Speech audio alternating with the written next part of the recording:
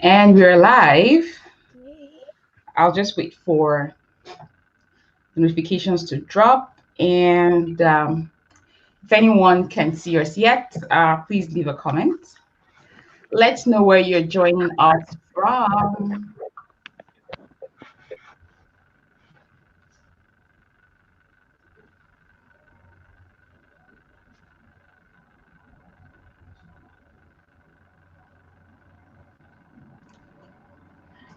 Hi, everyone. Can you see us or hear us? Let us know where you're joining us from.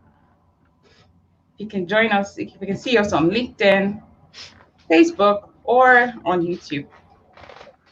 I haven't gotten any notifications yet, so Okay. yeah, No comments yet. no, not at all. I see notification from YouTube. It's live.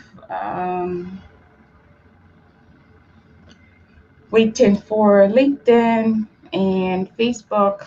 Hi, if you can see us or hear us, leave a comment. Let us know where you're joining us from to ensure that we're live at this time. We're speaking about business analysis and project management in healthcare.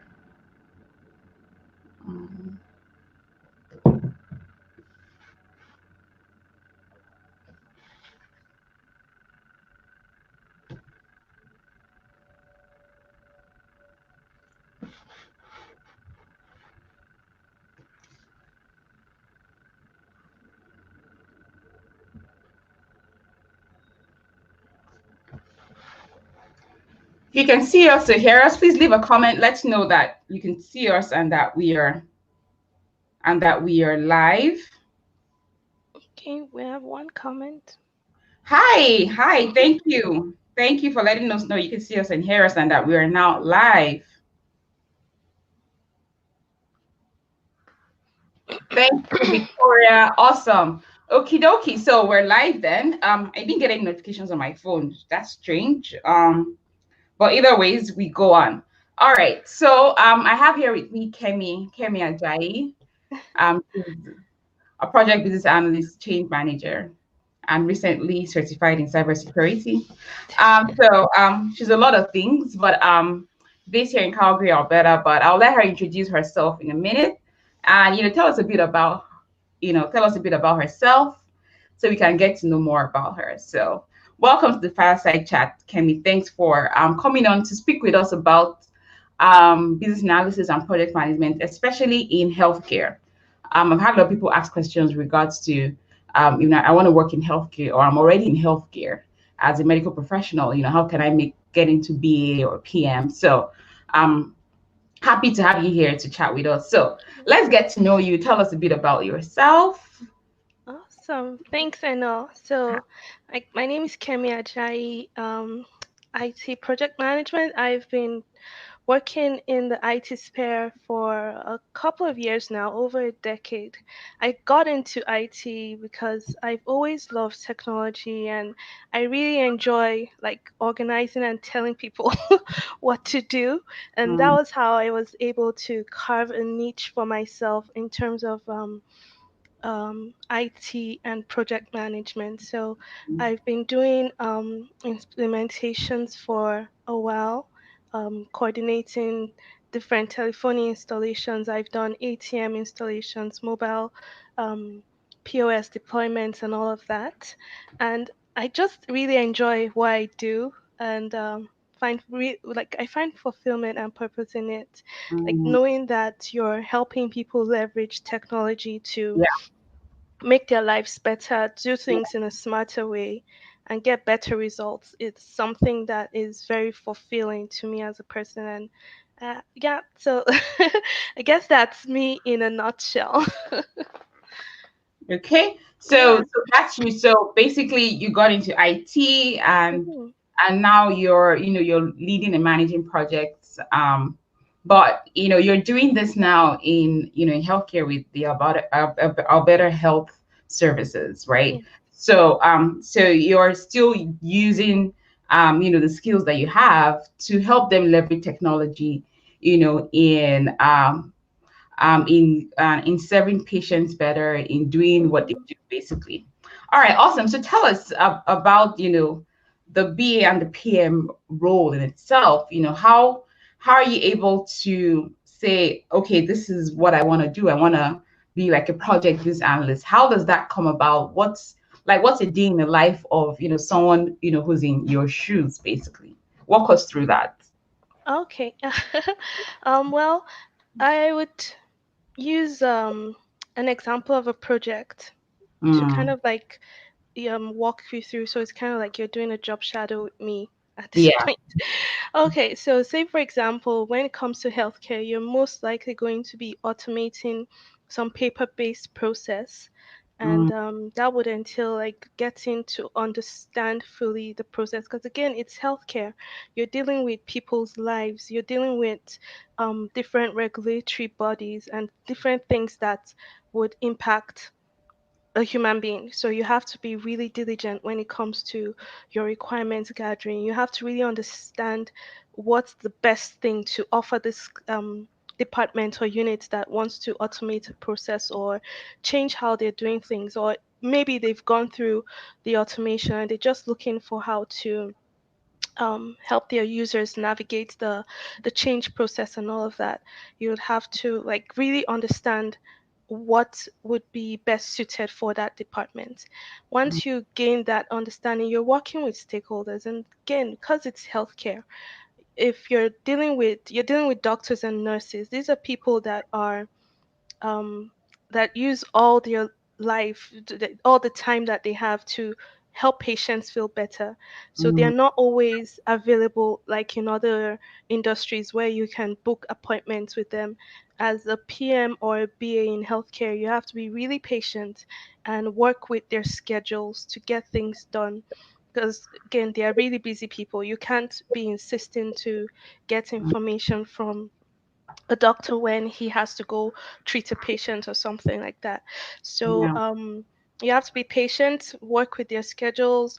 Um, Once you get all the information documented in terms of processes and requirements, then you have to make sure that you're sending it back to them to validate and verify that this is what they're looking to implement. And in communicating with them, you have to have the ability to be able to summarize things because they don't have that time to sit and be reading lengthy documents. They don't, some of them don't even have that technology background to understand lots of technical jargon. So you have to be able to be that person that can take the high level technical terms and make it really simple and easy for them to understand and follow through the instruction. Um, once you get that go ahead to proceed. You go on, do your implementation, schedule them for user testing because they like to test to make sure that it works well. There are people that have been doing this, um, doing a certain job for years. There are people in healthcare that have been there for 30, 35 over 35 years, so they know this process and they know what loopholes to look for Mm, coming from their years of experience. So you need those kind of people always on your side when you're doing a software implementation or automating any process in healthcare. um, so you have to have them perform user testing to make sure that everything meets their requirements, and then um, proceed to launch. nice, interesting. Yeah. So, can one really wear the role of the hat of the BA and the PM? Can one really play that role? That's because the project manager is really concerned about the project in itself, project delivery, right? So his focus is the project, and the Hmm. BA is more focused on the solution, right? So Hmm. more solution focus. So can one really wear the hat of BA and PM? Is that possible? So, because I got my start in my career as a project manager, so I find that it's it's a very thin line. Mm, So right now, for me, most times I always like I find myself falling back to project side of things like doing more of the project side of things than Yeah. focusing more on the BA side of whatever task I'm working on. And I have to constantly remind myself that okay, in this role you are here as a BA and not Mm, necessarily a PM. Let the PM manage and handle whatever task and hurdles that you're facing. Focus on making sure that the stakeholders are getting value for their solution, and don't yeah. just get so burdened into the nitty gritty. So I don't think it's possible to wear the two hats at the same time. Mm, Especially if you want to do a very good job. right. It's best to like keep them apart. At certain times, you might be the PM, like getting people to do things, but then remember that your core focus at that point of time is to make sure that the solution meets their requirements. Yeah. But we see a lot of job descriptions these days that require, BA with PM experience or PM with BA experience because they want you to be sort of a hybrid, Mm-hmm. right? So we see Yes. that a lot these days. We request for hybrid, Mm-hmm. PMs and BAs. So Yeah. uh, is it so? How can one really bridge that gap and say, okay, I'm going to try this out, and not be scared that I may not be able to perform very well as a PM. I'm just good as a BA. I've met people say, oh, I'm good as a PM. I don't think I'm good as a BA, right? I just like to organize things and make sure things work. But regards to the stakeholder management and engagement side of things, and verifying solutions and all that, not really their thing, right? So Mm-hmm. when we see those kind of roles, is it how can one know if you would be a good fit for that kind of hybrid position? How can one really know if they'll be a good fit? So it's that's a very good question. Mm, I for me, I always say try it out because it's not impossible. Like it's doable. It just takes a lot on your part to yeah, know when to be more of a PM and less of a BA, you and got less of a BA and more of a PM. The good yeah, thing with having an idea of both perspectives is that when you're dealing with other internal stakeholders, you understand where they're coming from. So, say mm, for example, if you're dealing with the IT PM's side, and they're having lots of issues, and you are on the end user or customer side, then you understand where he's coming from, and it helps you make sure that you keep all your stakeholders happy. So mm, it's I see it as more of the soft skills yeah, on both sides that serve you and help you be an outstanding hybrid PM or BA. yeah, got it. Yeah. So it's basically the soft skills, right? I Yeah, was I think that's what it comes said down that to. comes down to the soft skills. If you have Mm-hmm. soft skills, you could be able to manage both. All Yeah. right. So, in healthcare in itself, right? Um, so you talked about the fact that a lot of things are more like automation, but what's the technological outlook with regards to healthcare? Like, what kinds of projects are going on in healthcare? I know healthcare, the healthcare system, globally, they're trying to really get very technologically driven, some AI and all that stuff. AI powered everything. So tell me, Mm-hmm. what's some sort of interesting things that you found, some things you've done that you found really interesting with regards to implementing projects in healthcare? Okay. Well, some of the ones you want the ones I've done or the ones I've heard are coming because there's really Well, lots of we interesting we want stuff. to hear the ones you know, the ones that are Okay. coming, the ones involved in. Mhm. Okay. So in terms of what's coming, and I'm not talking about AHS in particular, but like just things that are happening around the world in healthcare. So I've heard of like you mentioned, AI being included in healthcare, where they're able to um, monitor diabetes. So no, instead of going through the normal way of having to take your diabetes injections, and um, Insulin. yeah, your insulin and and take your medication at any Yeah. time. There are things that are within you, they put in your body, and it tracks it, so it knows when it's time for you to take your next dose. There are things like the chips that they're looking to monitor your health and kind of like predict what can happen at a certain time based on what Oh, they're wow. seeing, like the analytics that's going on in the background and all the information. So you're basically feeding in that information into a database, and Mm, someone's at the back end interpreting it and like knowing that, okay, at a certain point in time, this person, if he doesn't watch this, this is something that might happen. So you go uh, to your doctor, they are telling you like, hey, this is something you need to look out for, because based on the data we're getting, mm, things are looking somehow in the future. yeah. Yeah, Yeah. yes, and then there's automation of EMR records. So most of the EMRs have been paper-based, Okay. or different like Excel and some other weird systems. But Mm, automating gives you the access for all your care providers to be yeah. able to. So, say for example, you go into a hospital, they can pull up that record of everybody that ever interacted with you or provided care to you. They can Mm, see all of that in a single place.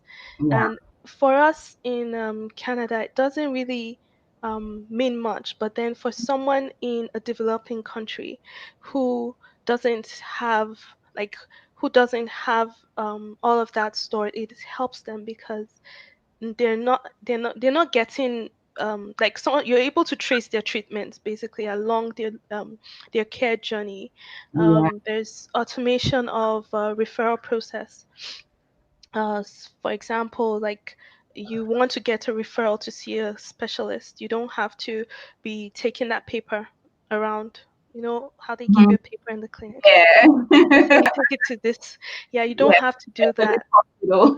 Yeah, you don't have to do that. Like the referral is like it's automatically sent out to the specialist, Yeah. information that would make for um, a good patient experience when you Mm, go into the physician's place. So they're ready for you. They know that, hey, this person's coming, probably needs a translator or might need help getting off the wheelchair to get into the building, or hey, do you have an elevator in your building because this person can't climb stairs.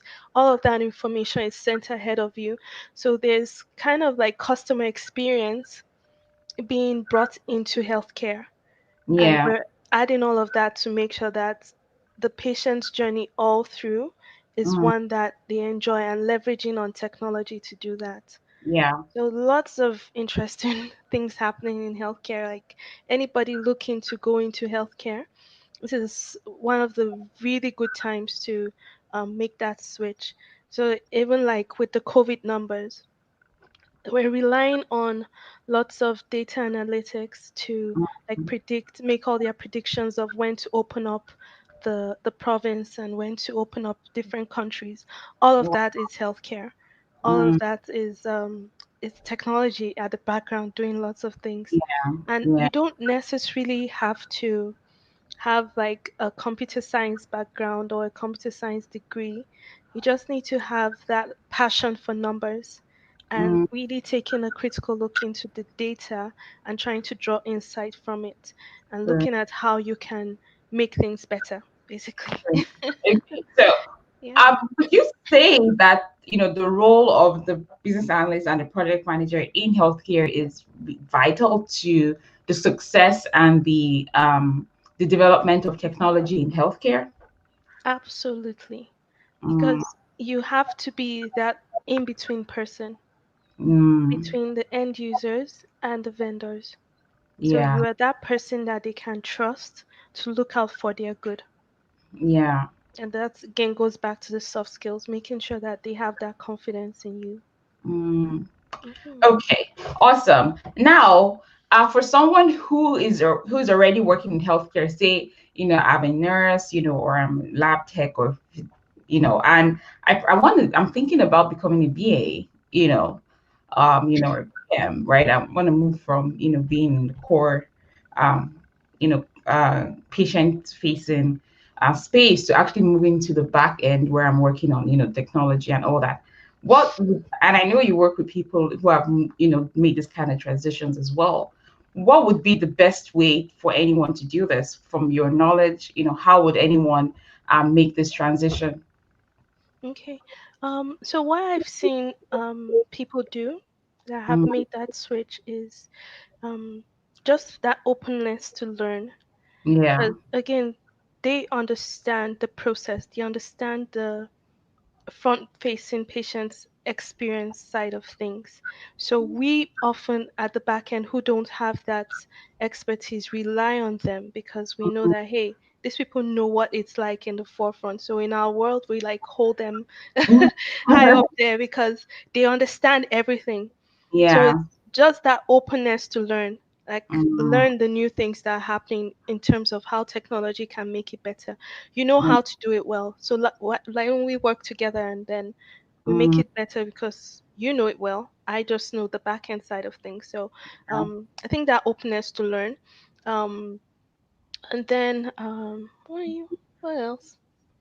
No, I think it's just that most likely. Yeah, Yeah. more So you're often than saying not. a nurse, someone who's working as a nurse and is open Mhm. to learn, can actually switch into becoming a BA or a PM.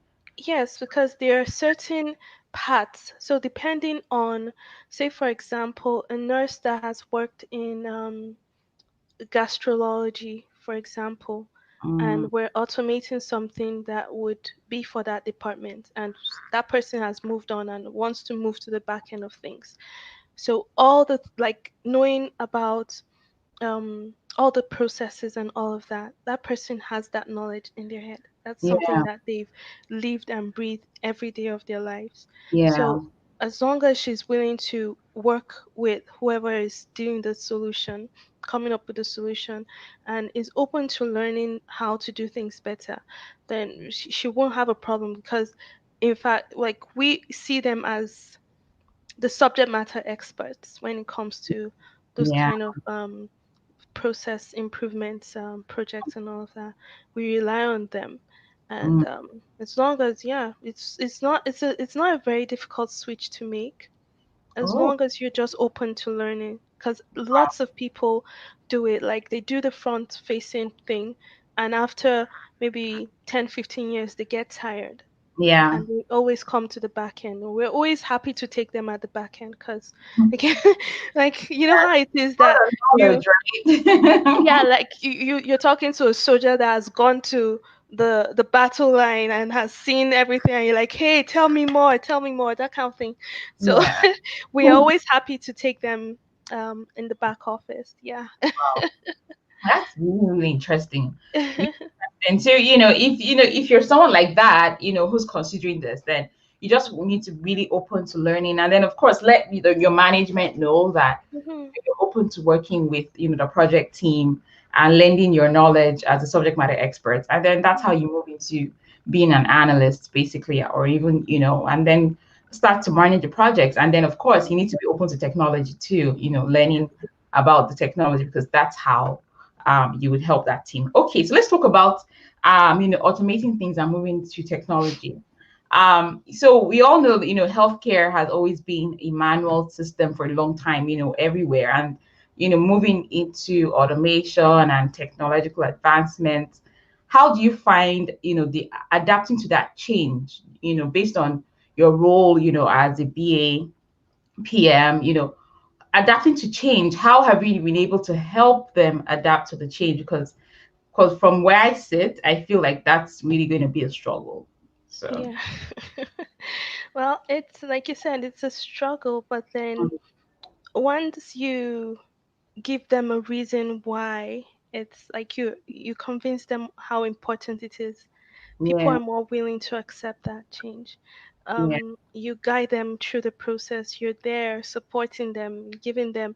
So if you're dealing with someone that is in the front line of care and has not really done much technology, anything basically, you're yeah, supporting them with access to video learnings. You're giving them pocket cards that they can refer to. mhm, You're making yourself open to them. Like you can call me at any time.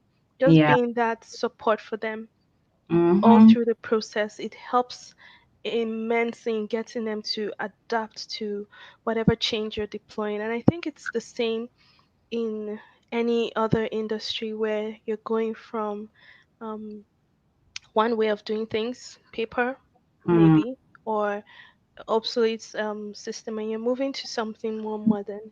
It's yeah, just being that support person and letting them know that, hey, it's okay. It's okay to be afraid of what mm, would happen. It's okay to be worried that your patients are not going to get care on that day, but I will make sure that that doesn't happen, yeah, because in healthcare that's one of the biggest fear for any of the projects. The frontline caregivers are like, I don't want my patient to come in and not be able to get service. That's yeah, something that mm, everyone that works in healthcare is really passionate about, and you have to have that passion if you want to succeed in healthcare, because it will drive you to make sure that you get things done. So yeah. yeah, so that's basically Yeah. it. So when you have, I like what you said, when you have that passion, it drives you to get things done because you know that, if this fails, right, it's Mhm. people's lives are on the line. People coming Yeah. to the emergency room every minute, right? And we want to make Mhm. sure that we've told them this technology is going to work and it should work, right? Yeah. So I know you're also, Prosci certified change manager, so you definitely would be able to use your change management practices to sort of help Mhm. with this change management. So if there's anyone that has this kind of challenges, what would really be your advice to this person? This person is struggling with handling change, in their role. What would be your advice? So like the person that is facing the opposition, or the person From that the is role of opposing the from change. the role of the BA, yeah, Okay. Well, yeah, it's more like the following the ADCAR model, mm, basically. So making sure that they're aware that something is coming on, yeah, creating that desire within them. So giving them a reason. There's a term we use in change management. It's called the WIFM. So mm, what's in it for me? You need yeah, to identify what they consider value. You can yeah, also use things like the blob tree. So the blob tree is just the tool that you can use to kind of place them in terms of how they're feeling about the change that's happening. And then that would help you know how to support them. For mm, example, there may be a number one who's really struggling with all the change, or there may be a 15 that would thrive under the change as long as they get someone to support them. There may yeah, be someone there may be maybe a 23 or a 24. I can't remember all the numbers offhand. yeah, Um, Someone who is eager for the change. So mm, when mm, you identify how your stakeholders or end users place on the blob tree, it helps you know how to navigate that change. So if you have someone who is 25 and is eager for that change to happen, you can leverage that person in the department. And yeah, that's someone that they trust. So you can leverage that person and use that person to create that desire or to create that awareness. If it's someone that would feel more comfortable knowing that they have all the resources they need. So we all learn differently. For me, I like to have everything available at my desk. So if you have that kind of end user, make sure that you're giving them mm, SOPs and everything that they need to mm, follow the yeah, procedures. And if it's training, give them access to different trainings. Some people want to learn in person, some people don't mind virtual training. So you make sure that you're just giving them things to reinforce that skill set and mm, get them to the point where they're comfortable with the change that's happening. yeah. Okay. Yeah. Awesome. Thanks for sharing. Yeah, I love the outcome model. Yeah, It's I love it. I use yeah, it on I use it on people. yeah, yeah. Because I believe that the success of the project really relies on people. Like, Hmm. we focus so much on the project in itself, but what about the people? How do you manage Yeah. people? Because the change in itself affects the people. It's going to change the way they do their work, Hmm. the way they serve their customers. So you want to make sure that you kind of carry them along and you're not just, throwing it at them, because that's Yeah. some resistance. And if you can't reinforce the change, people kind of set up move back to where is that form, and they just start filling it on the paper. Exactly, exactly, exactly. Like I always tell people, I'm like, That what's one, the and they make copies of that one, and they keep it. exactly?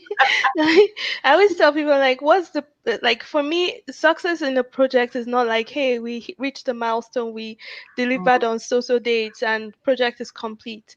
Yeah, Success of any project is that people use it and they become your champions. They're telling other people to yes. consider your application. So, for example, we might have deployed something in a particular department, so we don't mandate it for some of the applications that we deploy, Mm, and we're like, hey, it's available if you want it. We can help you work smarter, work better. We yeah, deploy it in one department, and that department goes on to tell other departments in the hospital that, hey, this application is helping us do things smarter. So yeah. that for me is success of any project. Perfect. Yeah. Yeah. Yeah, I totally agree. It's the people. It's the Once you get people. people to be the champions for you, you can Yeah. definitely drive the change in the organization. But it starts with, that building that desire. Hmm. Right. Okay. So let's talk about, working in banking and then in telecoms and then moving into healthcare. What was like the learning curve for you? Because moving from, working on ATM and POS and online banking kind of projects, then moving to, telephone and internet kind of projects, and then moving to healthcare. So what was like the learning curve for you with regards to moving to an industry that was sort of different? Like, what was the learning curve for you? Yeah, well, I think for me it was more about knowing the the native language, I'd say, Mm, because um everything else I was doing, I considered it like a technology project. And yeah. with technology projects, there are certain steps that you would follow to Mm-hmm. get the service deployed or to get the Mm-hmm. service active. But then when it now comes to talking about it with the stakeholders, with the Yeah. internal stakeholders, I struggle with learning the terms. I still struggle sometimes. Like if I get to, um, yeah, if I get to a new working with a new department I haven't worked with before, or a new team that I haven't worked with before, and I've not done their deployment before. I have to learn some of the terms, like, and then in healthcare, they have all these acronyms that people throw at you. So your first few months will be spent learning all those acronyms and trying to Mm, understand it, and yeah, and all the depending on what you're deploying, like all the different body organs and all of that, how they intertwine and all of that. Because again, you're talking with like sometimes you're talking with doctors, you're talking with nurses, and all of that. So just the native language associated with all of those industries, because it yeah. was the same thing when I moved to telecoms. It was the same thing. I struggled with understanding those Yeah. nitty-gritty wordings and all of that. So Mm-hmm. yeah, that's the Yeah. biggest challenge. So once you're able to get a hang of, the jargons that are being used, Mhm. basically, but at the end of the day, the underlying thing is that you're still, helping them to leverage technology and really just knowing who your customers are. Are they internal? Are they Yeah. external? Are they going to be the end users? Or are you working with vendors? Whatever it is, just knowing who your stakeholders are, and helping them. It's the same thing regardless. So basically, just learning the terminology. So for someone who wants to, move into healthcare, what would be your advice for, that BA or that PM that has sort of considered it, maybe probably even seen an ad, job ad, and just said, no, this isn't for me. They probably wouldn't even take me just because maybe I don't have any medical experience, so it's out of the league for me. What would be your advice to these people? I'd say go for it because this is me. I'm a living example. I have no healthcare background whatsoever. Yeah. My first and second degree, I've always been in technology. But Mm, then just being able to apply the transferable skills yeah. to whatever industry. So healthcare, irrespective of any industry you want to transition to. I Yeah. I don't I always say go for it. as long as it's something you really enjoy doing. So for me, it was all about automating things, getting things to work better and smart, getting people to work smarter. And that was my passion. And your passion will always show with anybody interacting with you, whether they're interviewing you for a role, it shows through. So you find that passion and let it shine through and go for it. Yeah. Yeah. So this question is about, someone who wants to make that transition. So okay, you have Mhm. a degree in technology. The person doesn't have a degree in technology. Can the person still make that transition into, being a BA or a PM? Like, is that possible? What's your advice to people who want to make that transition? I get a lot of questions from people, especially people who are like kind of immigrants and kind of want to restart their career journeys again because it seems like Mhm. an opportunity for them to do that. Yeah. What's your advice to these people? So people who want to make that switch into a PM or a BA role, Yeah. it's one of the easiest things to do because for for me, I tell people that you've handled a project. You just don't know you've handled a project. If Mm, you've planned a marriage or you've planned a birthday party or mm, you've done a move to a new country, all of that are projects. And whether you like it or not, you've just done it in a non professional way, mm, but you've followed the basic steps that every project, like the life cycle a project will go through. If you're looking to move into the BA world, you've launched a new product, you've gone through, you've been part of a team that has maybe gone through a project or something. You've done things that you just don't quantify as a PM or a BA task just because you don't understand that's what you're doing. So yeah, for people that are looking to transition, like new immigrants or people that are looking to start over when they're moving here, I always suggest getting the certification because the certification gives you that boost, that confidence boost. It helps you to see things that you just assumed you were doing normally and you felt didn't count. It helps you to see them in a different light.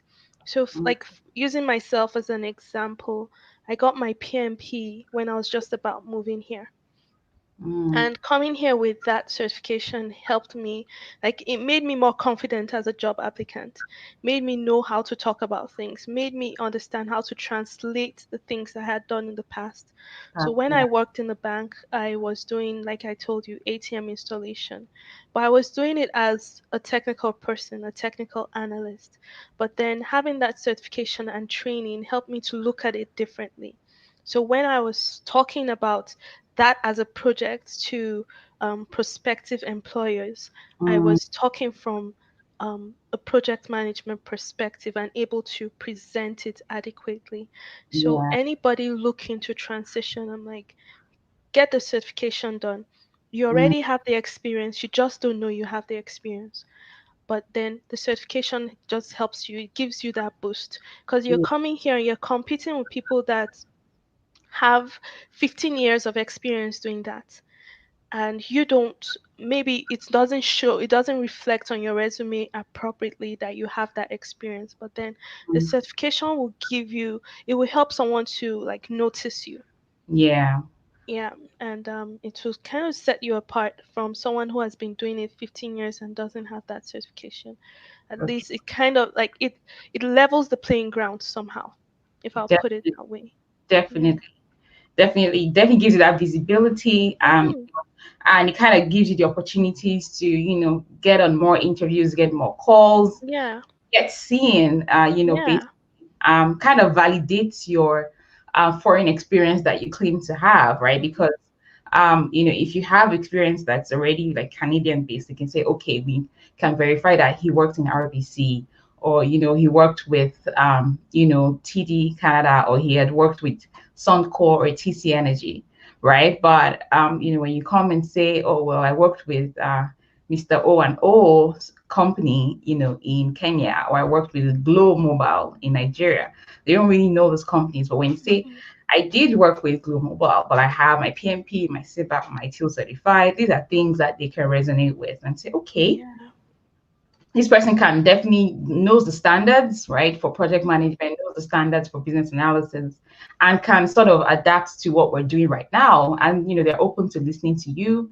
And if you're able to, communicate your value, then you're good to go. Yeah. So yeah, definitely the certifications definitely help. Yeah. Yeah, like it And just gives you someone that. who's very, Sorry? who I say you're someone who is very dedicated with regards to personal development and improving yourself. You never just stopped there. Like you kept always improving yourself. Yeah. Yeah, I think like for me it's like a badge of honor that Mm, just distinguishes you apart yeah. from everybody else.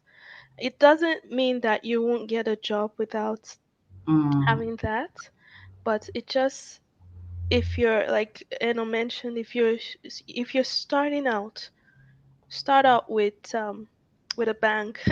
right. I like that. Start out with a bang for sure. Yeah. Yeah. Definitely.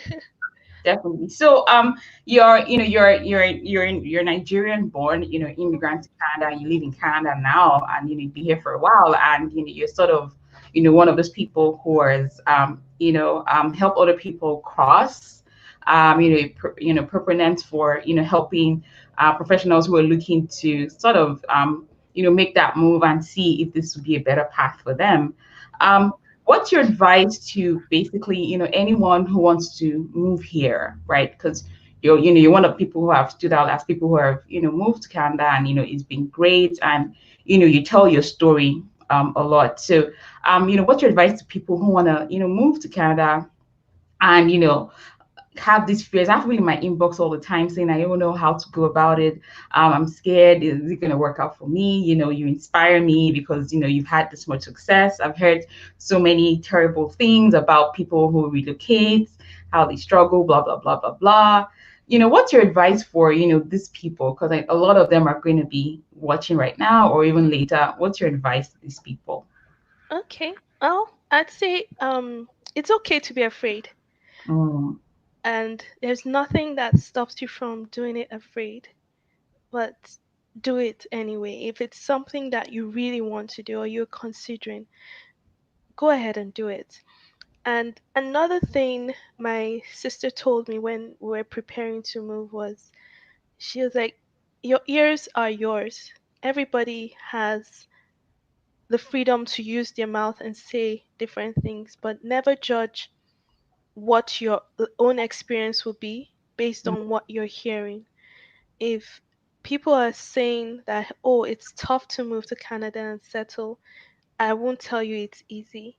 If people are saying it's easy, I won't tell you it's tough.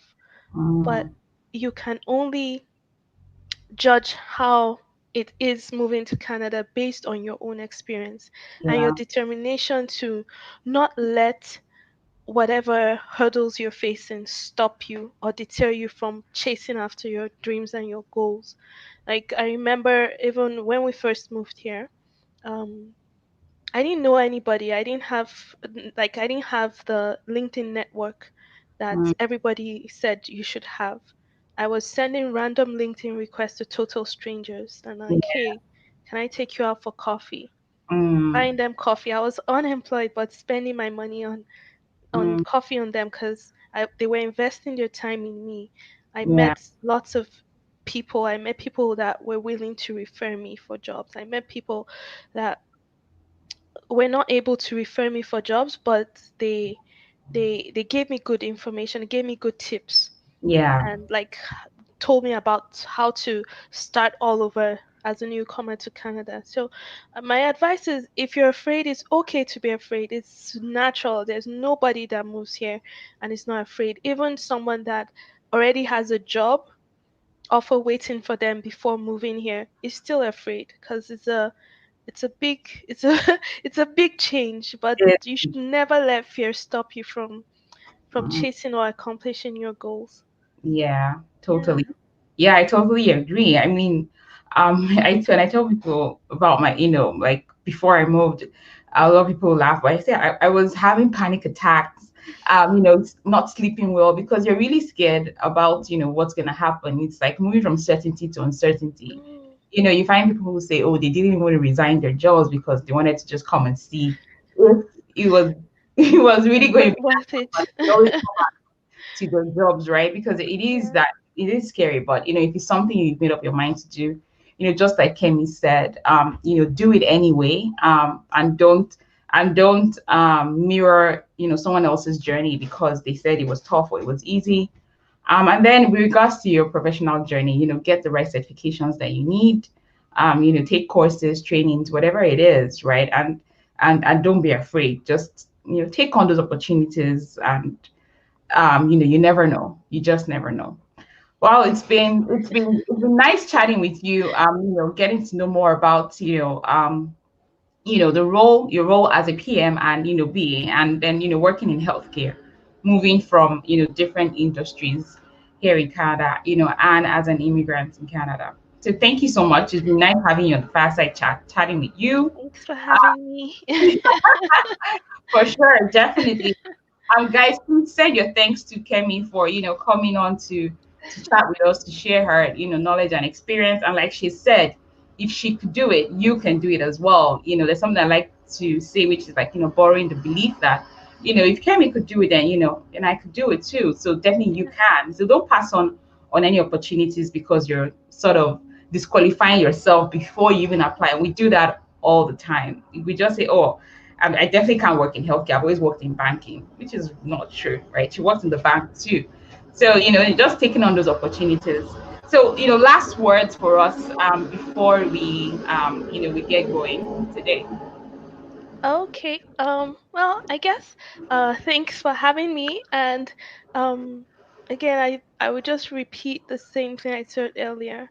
Yeah, Don't judge your own reality based on other people's. Like we yeah, all have our individual journeys everybody runs through, and yeah, focus on your journey. Do whatever you need to achieve your goals. If it's certifications you need to get, if it's talking to someone, if it's getting someone to coach you through it, just do it. Like do what you have to do, and yeah. know that you've checked off everything. Like you've checked off all the boxes on your own end, and Mm, then let let God take over and let him finish everything for you. But don't just not do your part basically. yeah, Yeah. yeah. I totally agree with that. Like, do your part, right? Just Mhm. do your part, show up, right? Yeah, Get exactly. Do your take part and the show get up. coaching, whatever it is. And then of course, do your part, and then, let things just kind of flow. Mhm. Awesome. Thank you so much, Ken. It was really nice, having you on the chat, chatting with you, getting to know more about what you do, in regards to, business analysis and project management, and also working in healthcare. And thank you for, the nuggets and the advice that you shared. So if you joined the, later, please watch the replay so you can watch from the beginning and really get a hang of everything we spoke about. And of course, feel free to send your thanks to Kemi. And, she's Kemi Ajayi. You can definitely, connect with her and, ask her a lot more questions, if you have any. On that note, we would say bye. Thank you so much for having us, on your screens today and coming to learn about project management and business analysis in healthcare. Thank you for coming, Kemi. Bye. Thank you. Bye. Bye, guys.